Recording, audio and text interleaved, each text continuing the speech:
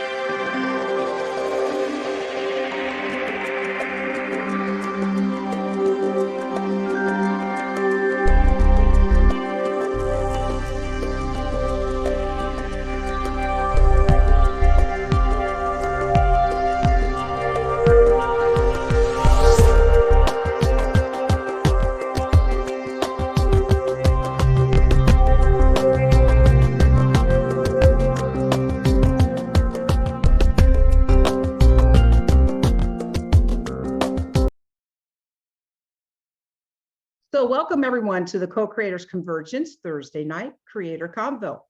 And without any further ado, I am going to introduce you to a good friend of mine, Stephen Dynako. And I met Stephen through Barbara Marx Hubbard. And I think Barbara Marx Hubbard is really the brains behind this whole group, and that's how the Co-Creators Convergence started. And Stephen was actually working with her right at the very end of her life, and probably even before that I'm just not aware of. But Stephen, let me tell you a little bit about him. His mission is mainstreaming conscious evolution. Conscious evolution is the idea, truly the reality, that human beings evolve by choice. I always liked how Barbara said, evolution by choice, not chance. Individually and collectively, when we attune to the evolutionary impulse, we can only use our great intelligence and power for good. And this planet is in need of some of that. Through a varied experience in business, as an author, educator, and in ministry, Stephen has concluded that humanity has reached the point where it's time to get radical, I like that word, about making love our priority. So his work is devoted to making conscious evolution a mainstream practice. And you can find Stephen Dynako at dynako.com. And I will put that in the chat. So welcome so much to all of you, especially to you, Stephen, and welcome Laura, my good friend, a brilliant friend, kind of in our neighborhood, just an hour. Peace Pentagon is only about an hour and a half from us here, Northeast Tennessee. Okay, so I am going to quit blabbing here and turn it over to you, my dear friends.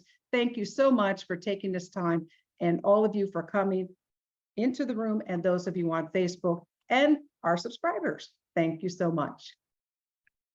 All right, thank you, Noelle, and thank you, Bob. Appreciate you hosting this event tonight and asking me to introduce Laura. So Laura, I also met somewhat indirectly through Barbara Marx Hubbard.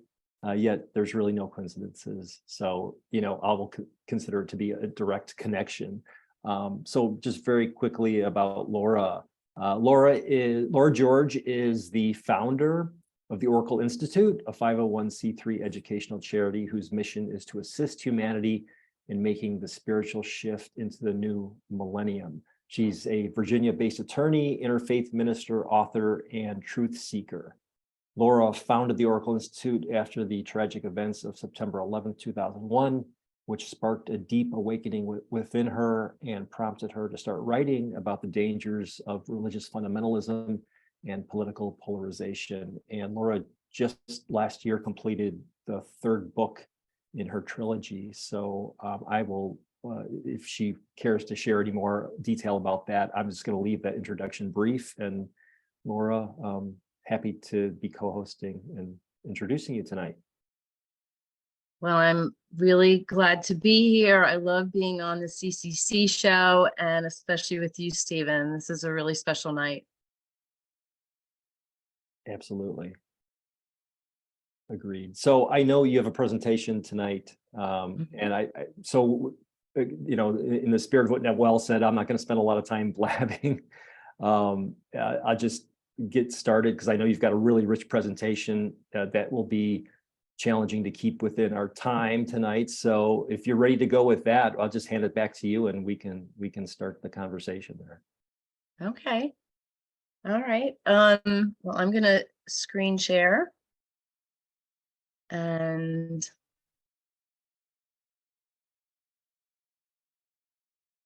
I hope everything's going to look just fine. Okay. All right. So as Stephen said, I did just finish the third book in the Oracle Institute trilogy. It's called The Light and the New Human. And this presentation tonight is from a chapter in that book, actually a couple chapters that have to do with the Hermetic laws of the universe. And the one we're going to be talking about specifically is the Law of Polarity. We're going to start by talking about the dualistic nature of the earth plane and what I call the God game that has a set of rules. It will be fruitful to start with a particular myth, I think. And this is an interdimensional battle that thrusts the God game into motion. I'm not referring to Adam and Eve's supposed fall from grace, but an earlier source of separation that may hold the key to the God game. In ancient Judeo-Christian mythology, a heavenly war erupted after God created earth and humans. This battle set the stage for a nuanced discussion of the God game because it shows us that Team Light and Team Dark both emanate from source, as does everything. Number two, that both teams see the same problems and wish to resolve the same existential crises. But the difference between Team Light and Team Dark is that they have divergent strategies that they employ to resolve these crises. So according to this myth, which is basically the first angel versus demon archetype, we have God to blame for this. Yes, according to this legend, he first creates Archangel Lucifer, and then Archangel Michael. And it's these first two that have a falling out. So why? Why did this happen? In the Gnostic version of the tale, God was alone in heaven and designed these two semi-divine prototypes. He designed Archangel Lucifer first, whose name in Latin means son of the morning star. And this is a reference to Venus, which is also the Oracle Institute icon. More on that later. Next, God made Archangel Michael. And eventually this rivalry ensued that's very reminiscent of the classic Judeo rivalry in the Old Testament, where Yahweh seems to always prefer the second son over the first. So, for example, Abel over Cain, Isaac over Ishmael, Jacob over Esau. So let's just back up though, because initially the angels were blissing out in heaven with God, but then God made Adam and Eve, and this is when the trouble started. He decided to put Michael in charge of protecting the ethereal plane, and then he assigned Lucifer the task of watching over the earth plane and the humans. Lucifer rejected this assignment for the reasons citing in an ancient Gnostic manuscript called The Life of Adam and Eve. It's circa 500 Common Era. And I'm quoting, Michael called all the angels saying, worship the humans, just as the Lord God has commanded. But Lucifer answered, I do not have it within me to worship Adam. Why do you compel me? I will not worship him who was lower and posterior to me. I am prior to that creature, and he ought to worship me. Michael said, worship the image of God. If you do not worship, the Lord God will grow angry with you. Lucifer said, if he grows angry with me, I will place my seat above the stars of heaven, and I will be like the one most high. Then the Lord God did grow angry with Lucifer and sent his angels from glory. On account of Adam, Lucifer was expelled from heaven and cast out upon the earth. So let's put some more anthropomorphic twists on this tale. Let's consider that Lucifer is the firstborn baby in heaven and initially a god to himself. For parents who are listening, you know what happens when the second child comes along. The first child is jealous. Therefore, when God made Michael, we can imagine that Lucifer, now a toddler, was none too happy. So that's strike one. Then God created the earth plane, after which he probably didn't spend so much time in heaven anymore with his angelic children. Strike two. Next, God ordered Lucifer, now a rambunctious teenager, to watch over Adam and Eve, which Lucifer considered a crappy job, sort of like taking out the garbage, while God gave the plum job to Michael to police heaven.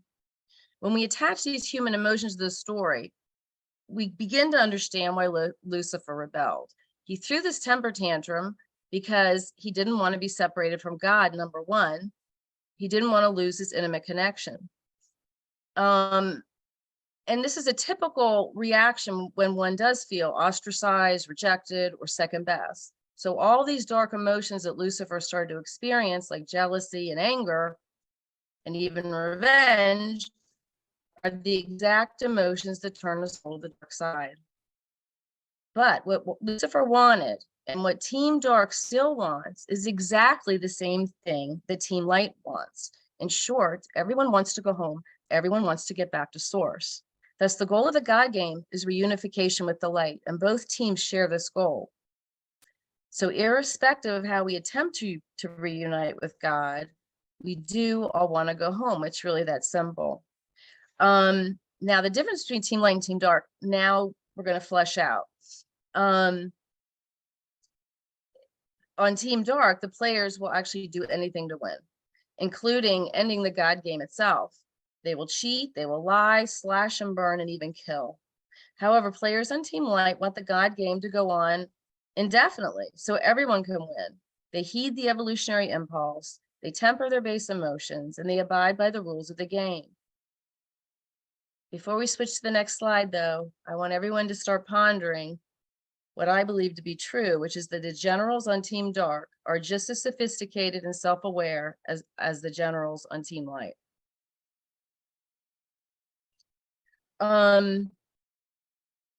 Because mastering polarity is essential to Team Light's success, in my opinion, I devote an entire chapter in the Light to dissecting good and evil. In the chapter entitled Gandhi versus Hitler, I compare and contrast these two avatars, one for good and one for evil. Gandhi valiantly sought the national independence for his people to break away from Great Britain, and Hitler sought to expand his ultra-nationalist empire. To set the stage, I want to start with these quotes from some well-known fictitious avatars. This will help seal the difference between Team Light and Team Dark. Obi-Wan Kenobi says in Star Wars, "The Force is what gives a Jedi his power. It's an energy field created by all living things. It surrounds us and penetrates us. It binds the galaxy together." But Darth Vader clarifies, "I see through the lies of the Jedi. I do not fear the dark side as you do. I have brought peace, freedom, justice, and security in my empire. Don't make me kill you." So if I haven't convinced you yet that evil exists, we're going to, for the moment, proceed on that premise. And also that there are advanced generals, who I call Dark Lords in the book, and drawing the same parallel, there are Light Masters on Team Light. Most people don't know this, but Gandhi wrote Hitler letters in an attempt to appeal to his higher self. He also wrote articles counseling the Jews to totally submit to the Nazis, as he believed that his methods could melt the heart of even a ruthless killer. However, while Gandhi's nonviolent resistance did work well against the British because they were basically a moral society, his techniques do not work on people at lesser stages of consciousness. to prove my point, that both Team Dark and Team Light seek the same reward, seek the same goal, I want to mention some shocking similarities between Gandhi and Hitler. First, both used nationalism as their primary ideology, and believe it or not, both praised Aryanism. Both owned newspapers to sway the masses and spread propaganda, and both wrote autobiographies to record their respective ideologies. Both went to jail, and they used that time wisely, writing more propaganda. Both stigmatized their enemy, the Jews in the case of Hitler, and the British in the case of Gandhi, who equated the British Empire in writing as Satanism. Both subscribed to social Darwinism, which most of us do not any longer. They believed that foreign influence was a disease that infected the natural evolution and elevation of their people. Both focused on ethnic focused pride. They were focused on the use of their mother tongues and other nostalgia. Gandhi with his spinning wheel and his dress, and Hitler with his retro flag design, harkening back to the First Reich. Both focused on youth. Gandhi prepared the curriculum for the children in his ashrams, and Hitler infamously spun the Nazi youth training. And both were cultural isolationists. Gandhi's Luddite tendencies went beyond the spinning wheel and even went to mass transportation. He is quoted as saying, "Formerly we had natural segregation. Railways accentuate the evil of man. It is beyond dispute that they propagate evil." And also both focused on money and the control of money, with Hitler, as we know, saying that the Jews controlled international banking. But most critically, and here's the real thrust, both men felt that they were on a mission from God. Now, Hitler had a much easier mission. As we've witnessed with Donald Trump, it's quite easy to persuade ethnocentric people to be foot soldiers and kill on command. But Gandhi's mission was much more difficult. He was asking people to function well above their consciousness set point. And frankly, it's somewhat amazing that Gandhi was able to lead effectively for as long as he did, given that most of his followers were nowhere near a pluralistic state of mind. Gandhi's Himalayan miscalculation, and those are his words, not mine, was over the Muslim desire to have a separate nation during the negotiations with the British. Gandhi fought the division of Muslim Pakistan tooth and nail. He also could not understand the ethnocentric wishes of the untouchables, who wanted constitutional protections that Gandhi opposed due to his belief that all humans could be treated the same way, just naturally. That society had gotten to that level of consciousness.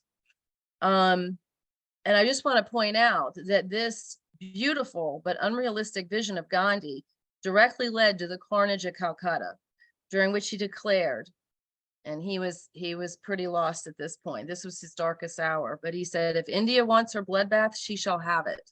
And roughly 5,000 Hindus were killed, 15,000 wounded, and 100,000 dispossessed. So today, I ask, based on the rise of white supremacy and neo-Nazism, and also with the rise of authoritarianism, who do you think left us the greater legacy, Gandhi or Hitler?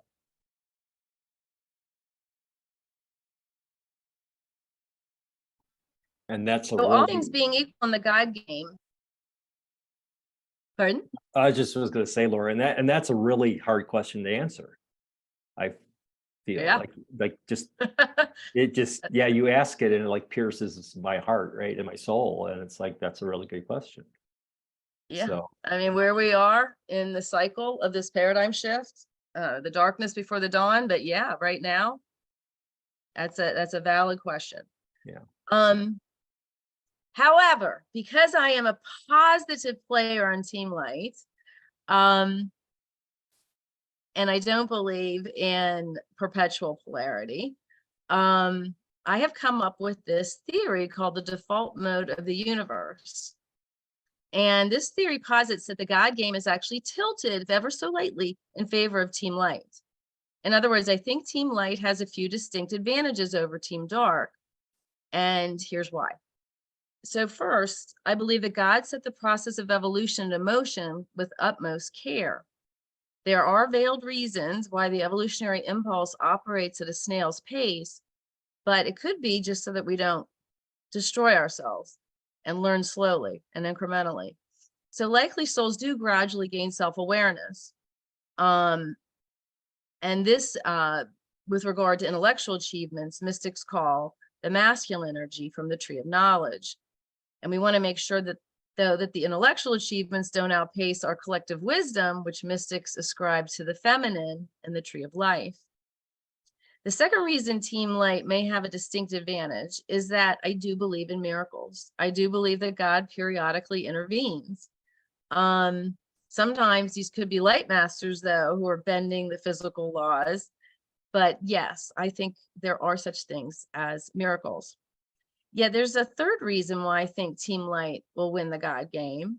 And for this argument, we're going to assume that source is non-existent, as atheists believe, or we're going to take the view that source is neutral, as in the disinterested watchmaker concept of deity that came out in the 1700s with scientific rationalism. So our premise for this thought exercise is that the light is hands-off. And here, I mean, the light is the Big Bang that kicked off evolution, and that the rules of the game are not metaphysical, but physical. So these are the laws of physics, like Newton's third law, which states for every action in nature, there is an equal and opposite reaction. Under this scenario, source is totally neutral or non-existent and will not or cannot interject itself into the God game to help either team. However, the decision to be a mere bystander once the game commenced doesn't mean that source had no preference for which side wins. In other words, while it may be true that source won't assist Team Light directly, and you can picture the perfect umpire, or that it can intervene because it doesn't even exist, the science of evolution still seems to favor Team Light. So using the watchmaker analogy, surely this jeweler or this creation event has set things up to run well and to run long. The God game is itself all about evolution and continued evolution for Big Bang forward. And we've been at it for billions and billions of years, and there's no sign of it ending. Also recall that Team Light's goal is to return to the light by following the rules of the game, whereas Team Dark wants to destroy the game as the most expedient way back. Team Light is patient, therefore, and will assist others who might not otherwise have a chance to return to source and win the God game. The Dark Lords, again, will do anything to win. But this nihilism is actually contrary to the physical rules of the game, which are evolution. So quite literally, I believe Team Dark commits fouls all the time by violating the laws of physical evolution. And I also want to point out that quantum physics supports this argument. Consider the atom and its constituent parts. I've got a beryllium atom here, which is unusual because it's got one more neutron than proton. Atoms essentially last forever, and our bodies contain atoms that were created from the Big Bang. So these three components, protons are positively charged, electrons are negatively charged, and the neutrons have no charge at all. The protons and neutrons are located in the nucleus of the atom, and they're bound by nuclear force. Together, the protons and neutrons emit a positive charge that attracts the negatively charged electrons. And the force that keeps the electrons orbiting the nucleus is called electromagnetism, and that's the physical law that shows opposites attract. So the electrons surround the nucleus in this furious field of activity. But if we equate Team Light with the protons, Team Dark with the electrons, and source as the neutrons, we start to see that the protons and the neutrons are safely tucked away in the nucleus. And they're bonding. Again, I want you to assume the protons are Team Light and God is the neutron, but their bonding actually repels the attack by the electrons. So just another thing to ponder regarding this default mode of the universe. And then I've got a quote here from the Kabbalion, which very, very much mirrors what I just said about quantum physics. And we're going to talk about the Kabbalion now because we are finally going to get to the law of polarity proper. So this is a a graphic that I created for the book, and it's to point out that these laws are holistic. They're nested within each other, which means greater laws trump lower laws, and the ultimate law is that all is the mind of God. This book, I just want to mention, is attributed to Hermes Trismegistus, who also is known in some traditions as the Greek god Hermes and the Egyptian god Thoth. He's also the author of the Emerald Tablet by legend. And this is an alchemy book that dates back to 600 Common Era, and has been studied by philosophers and spiritualists for eons, including both Isaac Newton and Madame Blavatsky. And although most of the Hermetic teachings have been lost, they very closely mirror the Gnostic Gospels. So this is one of the reasons I follow these twin paths, Hermeticism and Gnosticism. So as I mentioned, the laws get successively more potent and powerful. And if you notice, the law of polarity is a mid-tier law, and it's one that is sorely overlooked by the New Age community. But we ignore it at our peril, as evidenced by this increased polarization on the planet. So the way the Kabbalion sums it up is that everything is dual, everything has poles, everything has its pair of opposites. Opposites are identical in nature, but different in degree. Like and unlike are the same, extremes meet. All truths are but half-truths, all paradoxes may be reconciled. So the law of polarity really zeroes in on what appears to be the inherent duality of the earth plane. And I truly believe we cannot birth this next paradigm until enough new humans assimilate this very important law. New humans, happy to say, do get the law of gender, and they do get the law of cause and effect. And we're going to talk a little bit about the law of rhythm. But if we don't nail the law of polarity, trust me, Team Dark, they know this law and they wield it well. So just to, if I haven't mentioned yet that there's this thing called evil, I've got a slide here with some of the avatars, the masters of the traditions we're all familiar with. Krishna said, whenever Dharma declines and the purpose of life is forgotten, I manifest myself on earth. I'm born in every age to protect the good, to destroy evil, and to reestablish Dharma, which means truth. These are the two paths that are forever, the path of light and the path of darkness. The one leads to the land of never returning, the other to sorrow. Isaiah in the Old Testament said, woe to those who call evil good and good evil, who put darkness for light and light for darkness, who put bitter for sweet and sweet for better, for they have spurned the law of the Lord of hosts. Buddha had something to say as well. Buddha said, hatred is never appeased by hatred in this world. By non-hatred alone is hatred appeased. This is the law eternal. So he's definitely acknowledging the dark side of humanity in this quote. Jesus gets even more real. He says, do not give what is holy to dogs, lest they throw it on the dung heap. Do not throw pearls to swine, lest they grind it to bits. And I chose Rabia over Muhammad just because I wanted to get a woman in here. She's my favorite Muslim saint. She says, I carry a torch in one hand and a bucket of water in the other. With these things, I'm going to set fire to heaven and put out the flames of hell, so that voyagers to God can rip the veils and see the real goal. I want to mention that Jesus's quote is mentioned twice. It's in the Gospel of Matthew, and it's also recorded in the Gnostic Gospel of Thomas. These are two of the oldest Christian texts. I want to end by just this slide by mentioning that I studied with the Gnostic bishop Tal Malachi, and this is his take on this very dualistic passage of Jesus. He says, here the master makes it clear that the esoteric wisdom, the inner and secret teachings are not for everyone. We are indeed spiritual warriors in a battle of cosmic forces, seeking to win enlightenment and liberation of as many souls as we possibly can for the sake of heaven. Yet only those souls ripe for redemption can be won over. We must understand that there shall be many not ripe as yet, some actually perverse, for whom we can do nothing at all. As much as we are to extend the light here below, so are we to accomplish a balanced harmony and unification in the upper world. So I just want to sum up by again saying the law of polarity is a universal truth taught by every master and every tradition. How the New Age community lost the law of polarity is beyond me, but we simply must become masters of this law. I also want to briefly mention that in the Gnostic Kabbalah, the duality is right there to plainly see right in the tree of life.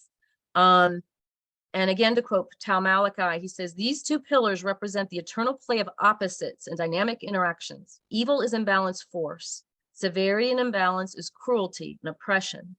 Mercy and imbalance is weakness that allows and facilitates great evil. True compassion is a dynamic balance of severity and mercy. I also am just going to briefly mention that in the light, I do go into an analysis of the most current theories on why humans can't seem to get their act together. So just listing them here, I discussed the lingering lizard brain theory that it's just a slow pace of evolution. I talk about traumatic memory syndrome, that we all experienced a great catastrophe, the Great Flood, and it's somehow buried in our subconscious, this fear of success. Then of course there's my personal favorite, the alien astronaut theory. This is from the Sumerian legends, which give us a lot of evidence that ETs did come here and tweak early hominids. And also, by the way, instilled us with some sort of slave, gene or a submissiveness that we have yet to outgrow. And then there's the matrix theory. Some of the smartest people on the planet think we're not even real, that we're already living in a simulation, and that it does tie into the mystics, however, who were teaching us that this is all an illusion. So the matrix theory part of the book is really fun. And then, I do go into Gnosticism and models of the earth plane through this path, which I very dearly love. So the law of paradox is an aspect of the law of polarity. It recognizes that although, we can bliss out in meditation and unify with the all, and that truly is the goal of the God game, there unfortunately exists the reality that we're going to come out of our meditation, we're going to come out of our bliss, and we're going to be right back here in this barbaric realm. So this is why light masters know the law of polarity. They know that this place is dual and they have to contend with it. As the Kabbalion says, while the universe is not, still it is. Remember ever the two poles of truth, the absolute and the relative, and beware of half-truths. Absolute truth has been defined as things as the mind of God knows them, while relative truth is things as the highest reason of man can understand. So while to the all, the universe, might appear unreal and illusory in a game that it created, viewing it through our mortal faculties, the universe is very real indeed and must be so considered. This illusion of separation will not leave us totally. I mean, even the most compassionate among us, it's not going to really leave us until we merge with the light. So again, although we might bliss out during meditations or hiking, nature mysticism, we're going to return to the earth plane. And we see evidence that even the masters had trouble maintaining what we would call this state of enlightenment. Jesus, at the end says, Father, why have you forsaken me? And Buddha, it is well recorded, he took about a quarter to a third of the year off and would go into deep meditation, deep seclusion to maintain and sustain his high vibration. Not lastly, but most importantly, maybe for some of the viewers, we need to clean up and clear up this new age misperception that the opposite of love is fear. I don't know who started that nonsense, but that's what it is. It's nonsense. And this is really important because we cannot transmute what we don't understand. For example, if a light worker is engaging a player on Team Dark who is full of hate, and she's focusing her mind on his, quote, fear, she's not going to transmute his animosity along the hate-love continuum. So I really believe this new age fixation with fear and the labeling of people as fear-based, even people like Dick Cheney, this is projection. And it's really part of the shadow work that people need to do. I'm going to quote the Kabbalion here in the hopes that this will seal the deal. Things belonging to two different classes cannot be transmuted into each other, but things of the same class can be changed, that is, and have their polarity changed. Thus, love never becomes east or west, but it may and often does turn into hate. And likewise, hate can be transformed into love by changing its polarity. Take the case of a fearful man. By raising his mental vibrations along the line of fear, courage, he can be filled with the highest degree of courage and fearlessness. But fear cannot be transformed into love, nor can courage be transmuted to hate. So this is a really important point, because these dark lords that are second tier, they're totally fearless.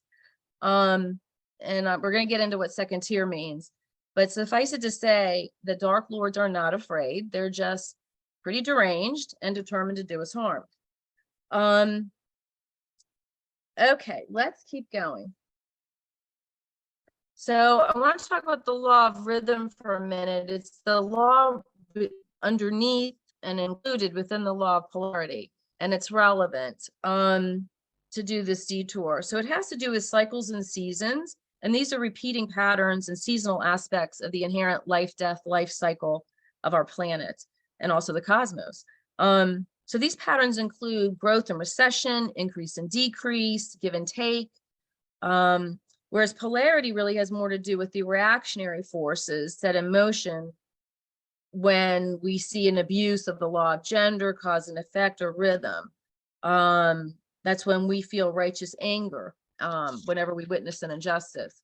So rhythm stands for the proposition that nothing is at rest and that everything that's manifesting is coming to existence and changing every nanosecond. Moreover, the pace of change is subject to the inherent flows and linkages of the unseen world. So by understanding these natural flows, a light master can actually access and use these patterns for a situation at hand. The Kabbalion uses the classic example of a pendulum to describe the law of rhythm. It also helps us understand the backsliding of many humans along the spectrum of consciousness recently, despite the forward thrust of the evolutionary impulse. So rhythm actually has two faces, and we're going to quickly explore them both. The first pendulum shows the gradation of movement that can occur between two opposite poles. Here, the opposing forces are paired and also compared, and we're talking about the range from black to white, hot to cold, fear to courage, hate to love. So imagine this pendulum swinging back and forth between these two extremes, and in grand cycles, like the epochal time it takes for a civilization to rise and fall, sometimes it'll actually top out. One side will basically start to dominate perpetually. A corollary to this is the law of compensation, which states that any move in one direction will be matched by a swing in the other direction. While that normally happens, again, the system can top out. And so a really fun way to envision this, for those of us who've been on the planet as long as I have, I just wanted to mention the swings in the presidents during my lifetime, from liberal to conservative and back again. So we went from Lyndon Johnson to Richard Nixon and Gerald Ford, which was kind of a gentle swing. Then we went from Jimmy Carter to Ronald Reagan, bigger swing. Then we went from Bill Clinton to George Bush II. That was a pretty big swing. Then we went from Obama to Donald Trump. That's a very dramatic swing. Now we're poised to go from Joe Biden to whom? We have got to learn the law of polarity, because we do not want it swinging back in the other direction to someone even more extreme than Trump. Now, the second pendulum is showing the two extremes. They're colored the same, but they represent opposing states. And here the goal, and this is the goal that the law of polarity really, I want people to remember, is to try to reach equilibrium again, or as close to equilibrium as we can. So the key here is de-escalation, and centering is the hallmark of this magic. The same concept is expressed in Taoism as the way. And in Taoism, a sage can identify the flow of the universe, witness these patterns that are underlying, and adapt behavior to take advantage of these rhythms. So again, all the esoteric branches of every faith tradition do talk about the law of rhythm and the law of polarity. All right. So what the is happening? I didn't say it. The short answer is that Team Dark is winning this round of the God game, flat out. And we can see their diabolical genius when we admit they have already accomplished much of the autocrat's playbook. This is something that Naomi Wolf listed in her book, The End of America. And we're probably all familiar with this top 10 list. You know, always having an internal and external enemy, creating secret prisons, building a thug caste, not answerable to citizens, surveillance, infiltrating groups to harass citizens, engaging in arbitrary detention and release, targeting key individuals, in this case on Team Light, intimidating and controlling the press, ding, ding, ding, ding, and casting criticism of our espionage agencies is something that's new. That's something Trump introduced. And then, of course, subverting the rule of law. So ever since 9/11, Team Dark has been moving us slowly toward tyranny, turning we the people into we the sheeple. And they've artfully drawn people's attention to the Second Amendment, the right to bear arms, while they've been trashing the Constitution. Our right to freedom of speech and assembly and religious freedom under the First Amendment is at an all-time low, at least considering the last century. The right to personal sovereignty after, I say absent, a search warrant and arrest, that's the Fourth Amendment being dissolved. The right to due process is now not what it was before, that's the Fifth Amendment. And the right to privacy and bodily sovereignty for women, that was protected by the 14th Amendment and no longer. Here's just how are we doing on time? Where's the clock? Let's see a clock. I want to read quick. Here we go, 35 minutes. Okay. I have a really good quote from Naomi Wolf, but oh heck, I'm going to read it. We tend to think of American democracy as being somehow eternal, ever renewable, and capable of withstanding assault. But the founders would have thought we were dangerously naive, not to mention lazy. We have been willing to trade our key freedoms for a promised state of security. This is quite a feat in the annals of such victory. It is unprecedented to strip people of key freedoms in an atmosphere of bourgeois equilibrium. That takes potent mythologizing. After a certain point in a fascist shift, it doesn't matter whether most people believe the fake news or not. Eventually, they simply don't have access to enough good information to assess what's really happening. And then we assume we can throw the bums out. And trusting, she uses the pendulum, and trusting that the pendulum will swing when it's time for the votes to be counted, we are like a codependent woman with an abusive boyfriend. Surely next time he will do what is right.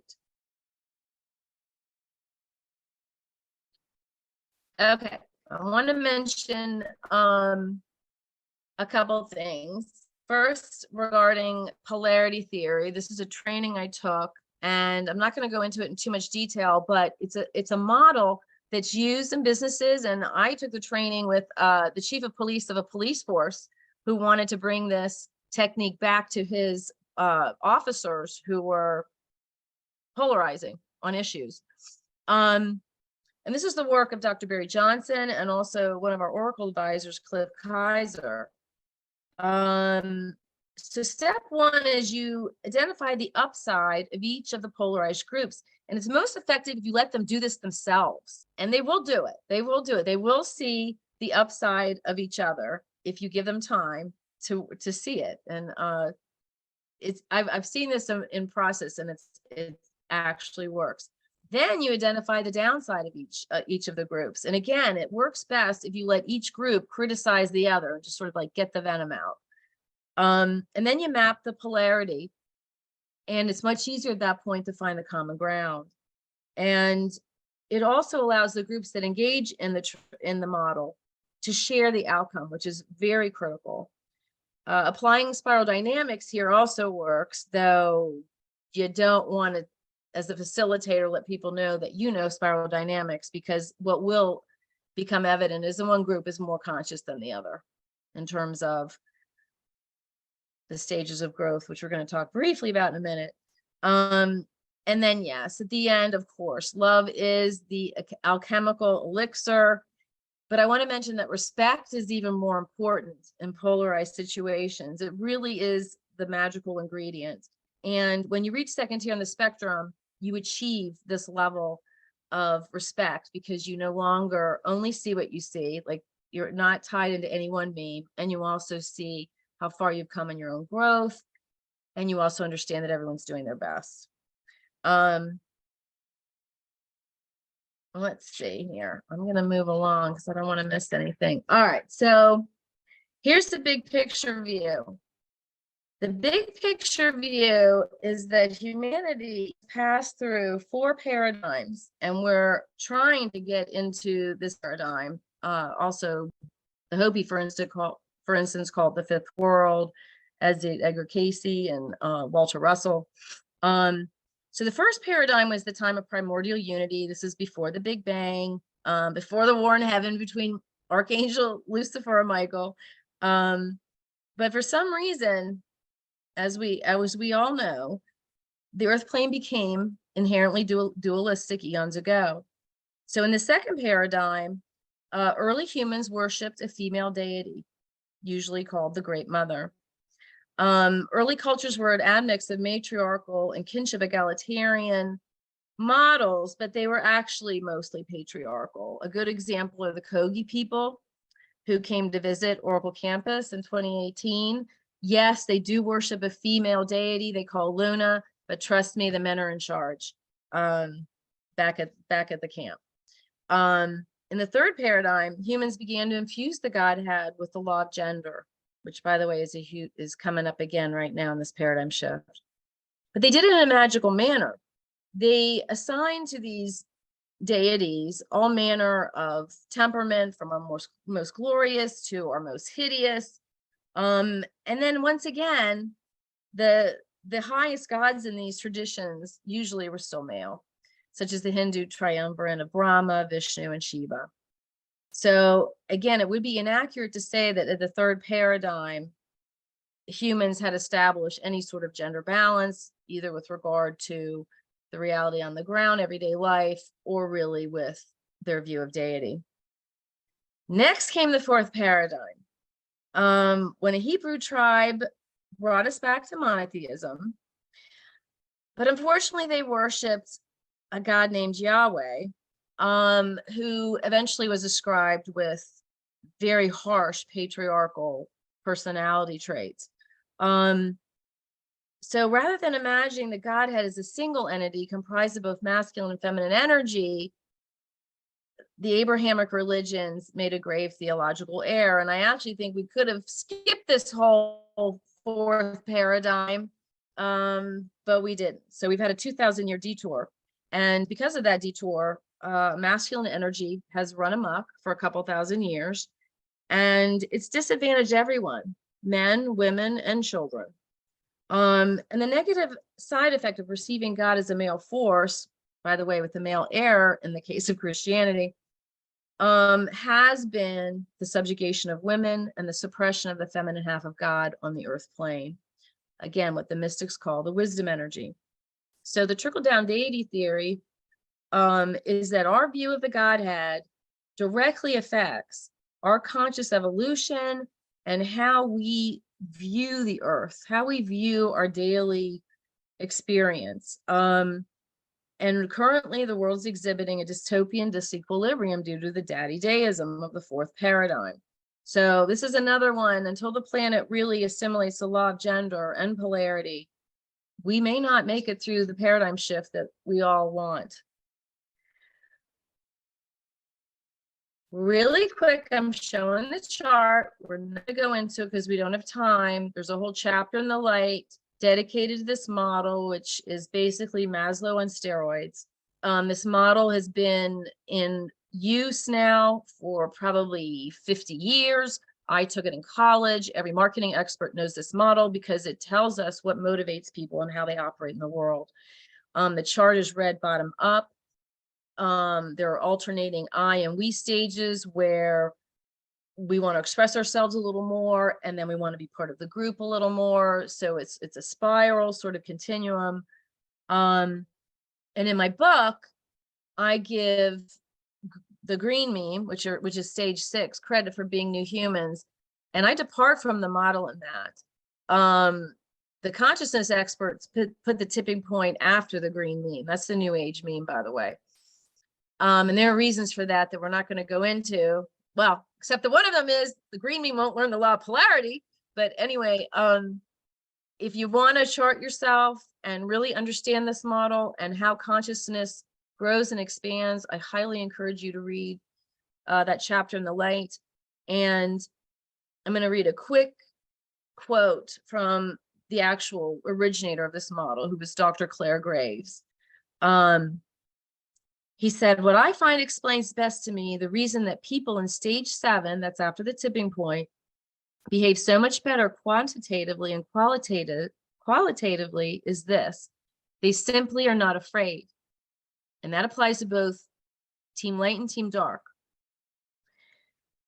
They are not afraid of not finding food, which is stage 1. They are not afraid that they're not going to have shelter. That's stage 2. They're not afraid of predatory man, those crazy people at stage 3. They're not afraid of God, which is basically fundamentalist religion at stage 4. They're not afraid of not having status or not making it on their own in this world. That's the materialistical at stage 5. And lastly, they are not afraid of social rejection at stage 6. You've got a human being who isn't afraid. So since Graves designed this model, and actually he was only seeing stage 7 emerge at the time of his retirement and death. His students took over. This became spiral dynamics. And Ken Wilber, the Einstein of consciousness, then took it to the whole nother level. So he's got a 4 quadrant map where this is just one of the 4 quadrants. So anyway, I go into that in the light too. And what else? I just want to mention that the culture war that we're witnessing is between stage 4 and stage 6 humans. That's the orange and the green meme. And I also want you to note the power percentage, because the higher consciousness individuals typically don't run for office. And I mean, I understand why. I wouldn't want to run for office either, although I'm unelectable. But anyway, the Greens need to start running for office. We're sorely underrepresented in Congress, and it's only going to get worse if we don't put up good candidates.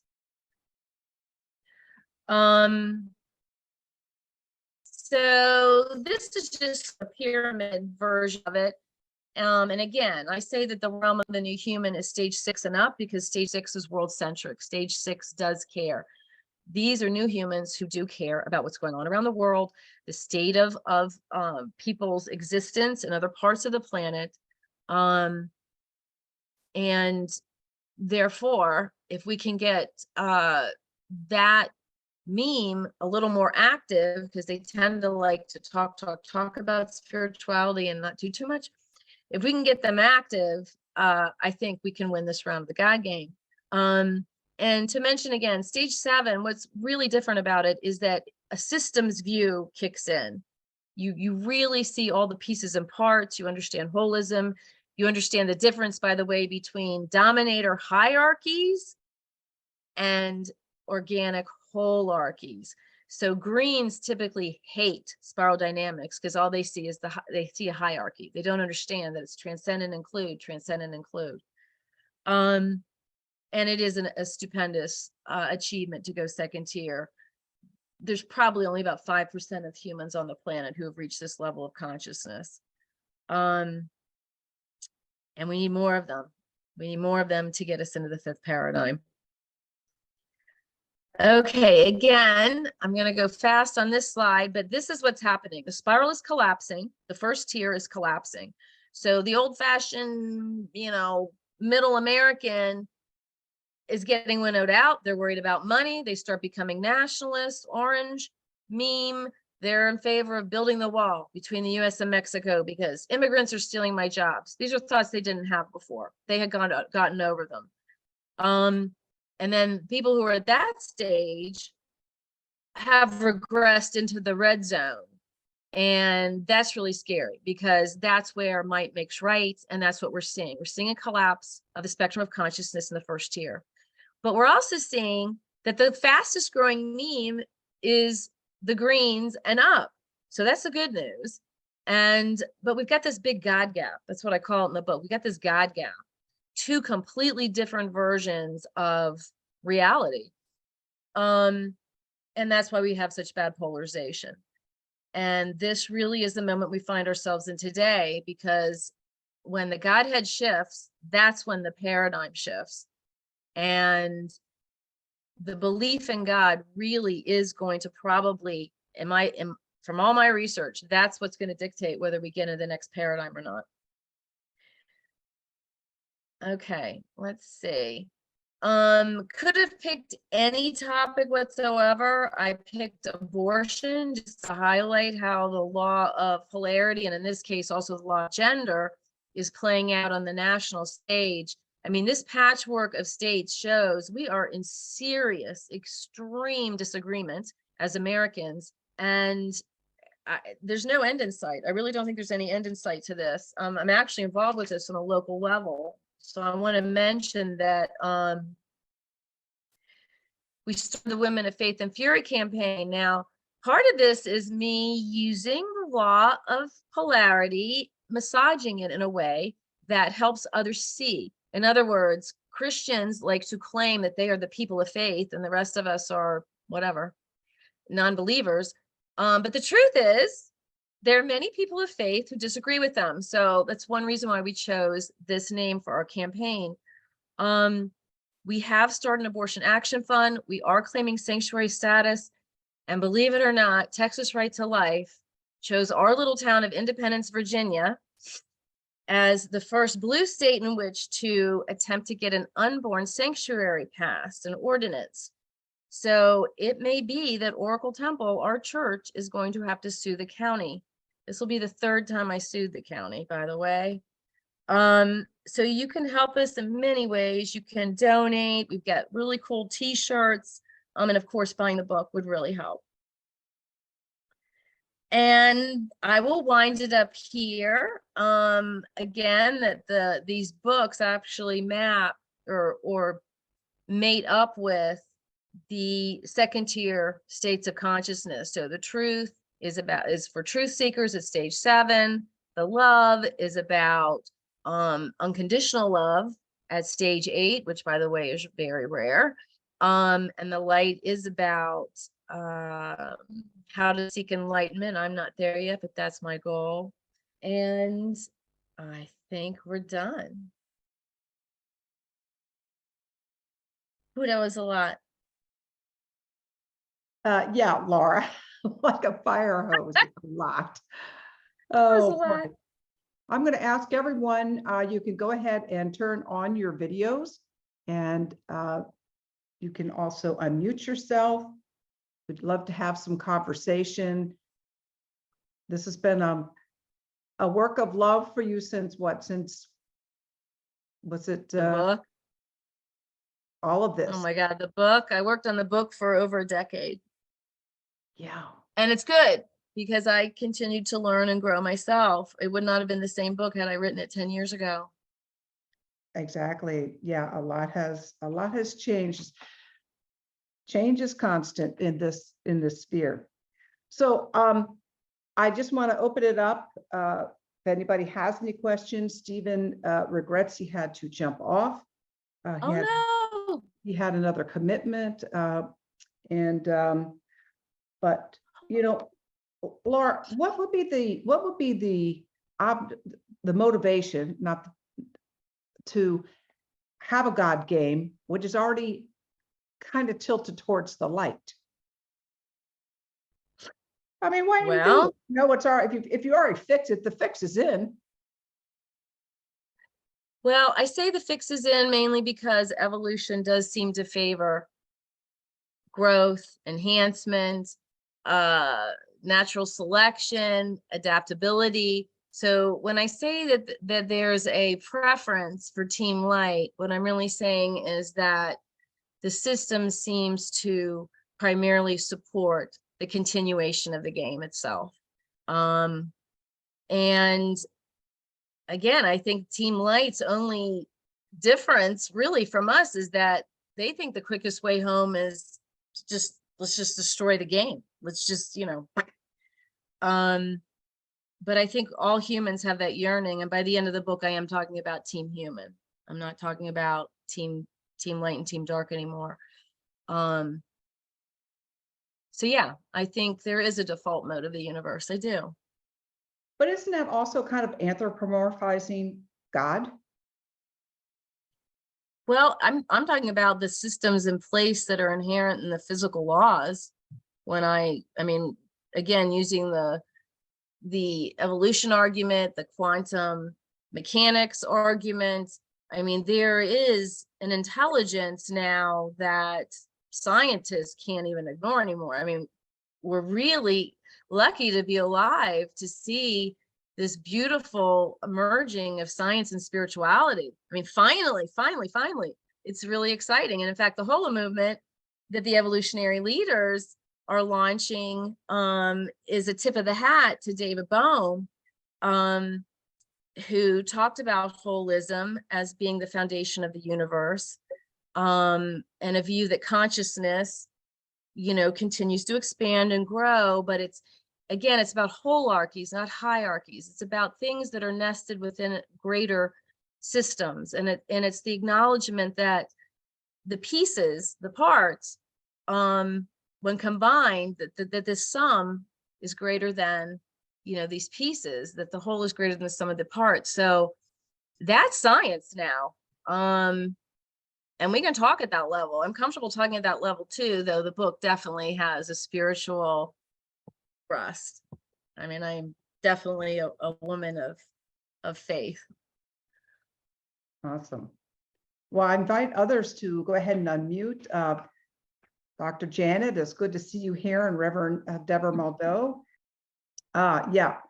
Okay. I'll let Christy in. And Bob, would you like to go ahead and ask a question? Sure. I'd definitely like to hear other voices here and other questions. Yeah, I'm tired of us. Yeah, so much. So my question would be about the practicality of we mortal humans taking next steps and taking steps through the day. So those of us that do our best to have awakened to at least one little piece of the puzzle, which is a self-awareness and necessity of being before doing. Then we got to do the second part, the do. And so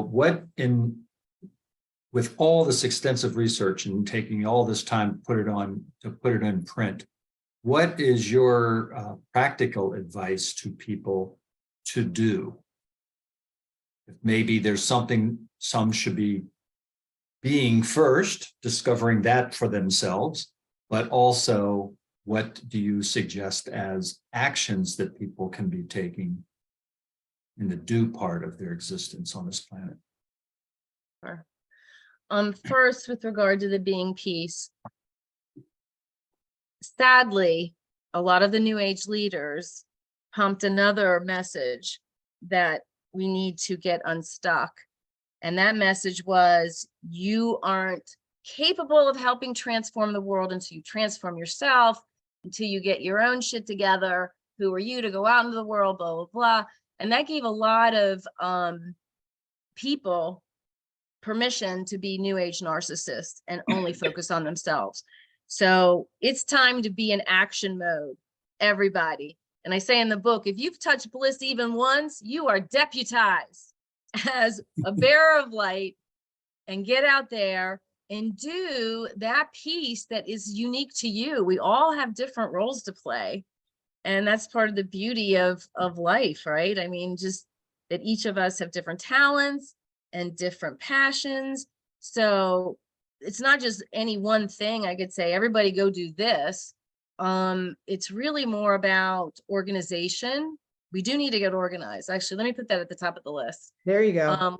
Yeah, we do need to get organized because Team Dark is exceedingly organized. Give you an example. Guess who drafted the unborn sanctuary ordinance for Grayson County, Virginia? The Federalist Society. Yeah. Then they promised our county that if they were brave enough to pass this ordinance, they could pay for their legal bills. So there's Team Dark just being, again, ingenious with their malevolence. So Team Light needs to get organized, and, you know, hubs have been popping up, and there've been all these experiments with how to get us really connected. And it's my hope, and I see Deborah Maldo's here, it's my hope that this holo movement coming out of the evolutionary leaders as their brainchild and their gift to humanity, that this movement is going to start bringing all of us on Team Light together, allowing us to strategize. And let us not forget Barbara Marx Hubbard's very good advice that we need a peace room as sophisticated as a war room. Well, there it is behind me. That's why we're building the Peace Pentagon. So yeah, maybe Deborah wants to talk a little bit about the holo movement, because that is an action plan. Thank you. Thanks, Laura. Welcome, Deborah. Oh, thank you. Okay, I'll say a few words about the holo movement, but then I have a key question, I think, for you, Laura. So the holo movement is not coming out of the evolutionary leaders, although I thank you for that tip of the hat. We were simply the ones who were asked to organize the conference that was held at the end of March amid the beautiful, powerful red rocks of Sedona. And the idea of that gathering was to try to put some structure, some more coherence, some more visibility around and a name to a movement that's already happening. And if you want to call it the efforts of Team Light, then yes, I would certainly agree with that. There are so many individuals and organizations and even conscious businesses that are attempting to radically change the way humans live here on planet Earth. But there's no way to sign up for that or to identify as being part of that larger movement outside the silos of our own individual contributions. So that's what the holo movement is about, and hopefully it will become more and more visible as this year progresses. So we'll see what happens with that. My question for you, this is something that's on my mind a lot. So you have very clearly, and I love your book, The Light. I think it just lays things out more comprehensively than anything else that I've read. But here's my question. If polarity is one of the principles on which our reality is built, how can we ever hope to live from wholeness and leave that behind in a powerful way? Won't anything that we do to move things forward, and I do believe in evolution, I believe that we're living more kindly and compassionately now than we did 1,000 years ago. Life is less brutal, and there are more social systems in place for people who don't have advantages, et cetera, et cetera. However, there's clearly always a swing, and the more light that gets kicked up, the more darkness comes up to meet it. And I think a perfect illustration is the Obama administration. You know, where those of us who might think we qualify for Team Light were overjoyed that we finally had not only a Black man in the White House and a family with values and love and caring, but we had someone who was a deep thinker and a caring person, and not someone out for necessarily his own glory, as so many of our, even our better presidents have been. So that produced a backlash that I don't think any of us could have anticipated. So if we make real progress with Team Light, aren't we going to always have that polarity come and kick us back in the face? So this is how I view and have interpreted the Hermetic laws. First off, polarity is a mid-tier law. So there are laws above it that are more powerful, like the law of vibration, setting a frequency, helping people really rise to their best self. I mean, it wasn't going to work with Gandhi writing Hitler letters. In that case, that was sort of a mood exercise. But we do have the ability to, even if someone is at a set point that's lower on the spectrum of consciousness, there's both vertical growth and there's horizontal growth. So one of Ken Wilber's lines that's always stuck with me is, every meme loves, even Nazis loved. So it's really a matter of what is the expanse of your circle of love, and that's horizontal growth. And in other words, even if someone's set point is a level, let's say a fundamentalist level that everyone on this call, I think, left eons ago, in our exploration toward the light, that person can still understand, and we can still understand within them, this yearning, especially at that stage 4 meme, because it's a we meme, this yearning for togetherness, this yearning for harmony. There are ways and methods and systems, like I mentioned, polarity theory, which is actually a true business model. There are these ways of bringing out the best in everyone, and therefore diminishing polarized positions, emotions, and goals. So while yes, the Obama the reaction to Obama, I didn't anticipate it either. And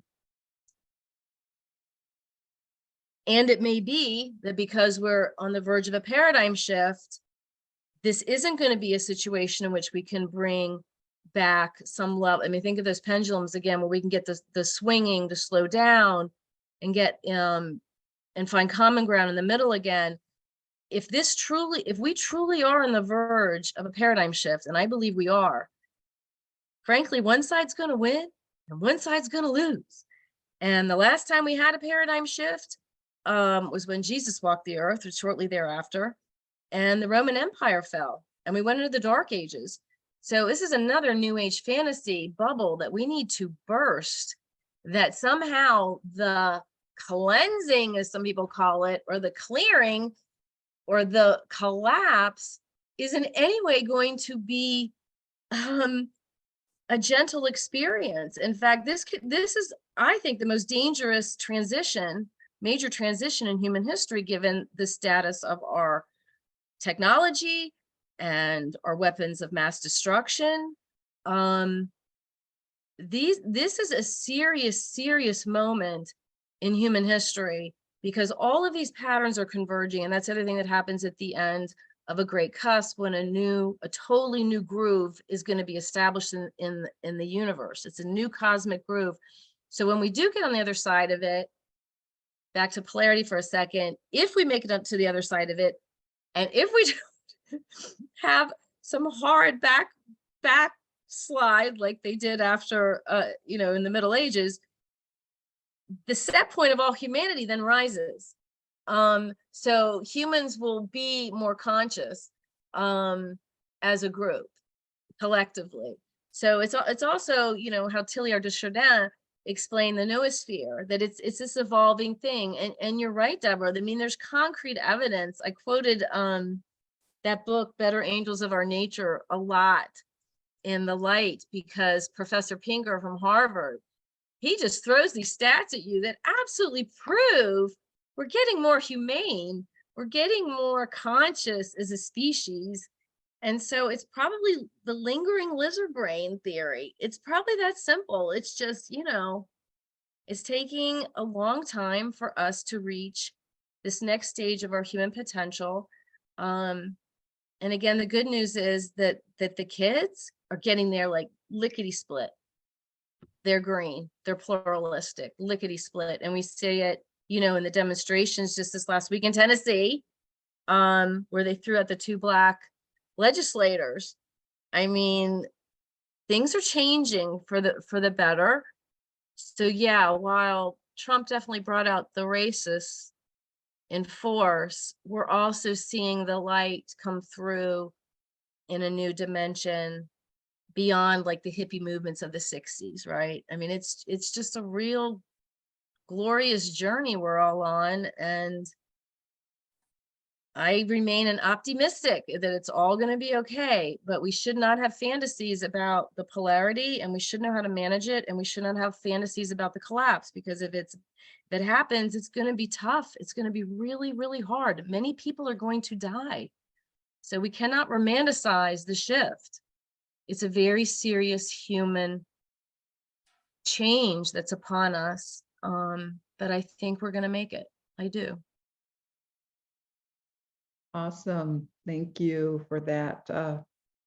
We'd like to invite Dr. Janet into the conversation. If you'd like to unmute. Yeah, I'm going back to something that I hope I heard correctly earlier, which was Bob was talking about shifting from being into doing, I believe. And Laura, I think you were maybe making a distinction between a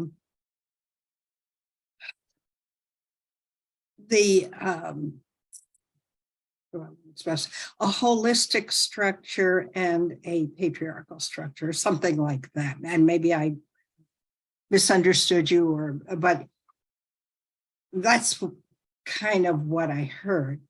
What if those are linguistic distinctions that we are making, conceptual distinctions that our minds make?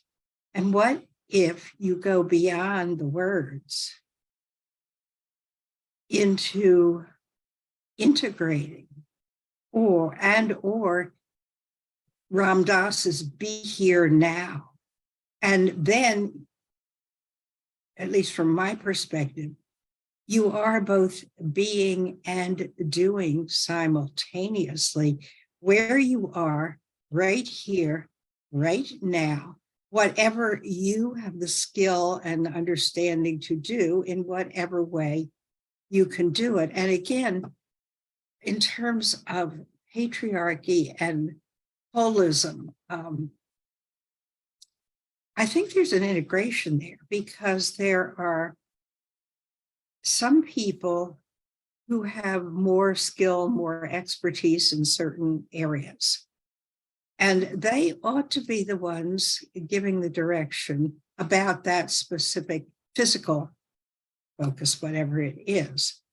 On the other hand, there's a sense in which, if you think in terms of a circle, which is the perfect geometrical figure, because every point on the circumference is equidistant from that center point, which I think of as a point where time and space collapse. And you just are here now, connected with something that we can give names to, but we can't really conceptualize. The words are fingers pointing at the moon. I mean, we can use words like God, Allah, universal energy, power greater than myself, whatever name you want to give that works for you. But that center point, when you start conceptualizing it, when your mind starts conceptualizing it, you are actually separating yourself from something I call a living, breathing energy. You could call it energy, you could call it spirit, whatever name you want to give to it, but you are separating yourself from it rather than allowing it to flow through you and then back into the world. And I think I'm going to stop there, because I think you're almost out of time anyway, aren't you? Well, let me just quickly respond to one of your points. Just like all memes love, all memes reach ecstatic states. So the difference is if someone is a Islamic fundamentalist and they're blissing out and they're reaching non-duality for a brief period of time, they're going to come back and they're going to interpret it very differently than you do, Janet. I agree. Okay, they're going to come out of that state and they're going to say, oh, Allah wants me to go on a fatwa and kill, whatever. I'm not disagreeing with any of that. Yeah, so it's really important to realize that a human is not a human is not a human, basically. I make the joke in the book, a dog is a dog is a dog, essentially. Some breeds are maybe bred to be a little more loyal, a little more protective. But humans, I mean, we've got barbarians walking the planet with Buddhas. Wilbur makes a joke in one of his books that Buddha would be a dime a dozen today. That's how many people, I mean, he's exaggerating, but he's trying to make the very clear point that many of us, I'm sure many of us in this Zoom room can reach non-duality and bliss out. So we're evolving as a species. Not even necessarily reach non-duality, but be in a non-dual state of consciousness, which to me is a different way of thinking about this. And again, for me, it comes back to Ram Dass's Be Here Now. It comes back to T.S. Eliot's The Still Point. And, is there a game here? Well, maybe there is. Or maybe it's a dance. It's shifting yourself out of this power over power under dynamic or power against dynamic, which, frequently begins with words and then it evolves into physical violence. But shifting into a reconnection with something you can't conceptualize. You put your finger on. Agreed. That is the goal. Agreed. Yeah, totally for me, agree with you. Yeah, it's just most humans aren't there, Janet. Most humans aren't even close. I know that. But if you keep yourself there in that connection, do all the inner work, you attract others up with you, and together you are dancing a dance of creativity and co-creativity all the time. What's interesting to me is when you stop that dance or that motion, which a lot of churches have done, you have the Christian symbol for prayer and the Buddhist symbol for namaste. But it is not static, it's dynamic, which is why it's very hard to, at least from my perspective, to conceptualize any of this. And by conceptualizing, you actually move, you're creating a subject-object duality, me out here looking at something out there or creating words. And I create words all the time, but I'm very careful about the words I create. And that's enough, I think, for now. Yes, Jan, you have a book on that very subject. And it's very well referenced. And I'm just really grateful for this conversation we've had tonight, Laura. And I'm also very grateful that Bob and I are headed to Nashville, and we're going to a Mary Magdalene retreat with William Henry. And I see a smile on Christy's face because she brought us a lot of Mary Magdalene a couple weeks ago on our calls. And that's the energy. That's the energy I want to engage and bring more onto this planet. And as Janet says, bring along as many as I can. And this has just really been delightful. Laura, you have so much information there. So I'm just going to have to buy the book. You haven't yet? Oops. Well, I'll add it to the stack. But I think you'll really like it. I'm sure I will. I love the first two, so why not the third? So wonderful. Well, thank you everyone for being here, coming out, and it's been just wonderful to hear all these wonderful ideas. There are a couple people that had to jump off. We had a good number of people on and off of Facebook. It's very important information. It's a new, to me, it's a lot to digest, but it's also very wonderful to see other perspectives and to try to integrate that into what we're all evolving towards. And I thank everyone here for coming out tonight. Laura, thank you so much. And we're here every Thursday night. And next week we will have Julie DeVilbiss. She's going to be speaking about empowered healing, nourishing the nervous system, and the role of psychedelics. She's very experienced with microdosing, and will be sharing that with us. So you're all welcome back here any Thursday night. So if you'd like to, go ahead and unmute, and let's give some gratitude to Laura for this labor of love. And, you know, we're going to be over there to visit. We're going to be bringing a gaggle of people over there July 15th, and having Bumi John Stewart is going to be coming. We'll have an international flag ceremony, a tour, and you know, I think our URI group is coming, our UU group is coming, from some from Tennessee, some from North Carolina. So the more the merrier. Would you say, Laura? Yeah, no, we're really psyched. Katie and I are really excited about this because we're a URI cooperation circle here. So we're doing kind of a regional URI thing. And yeah, I'm really happy you guys are coming. Wonderful. Really happy. So thank you all for coming. Thank you all for being with us this evening. We appreciate it. Love you. Blessing. Love you, Mimi. Aw.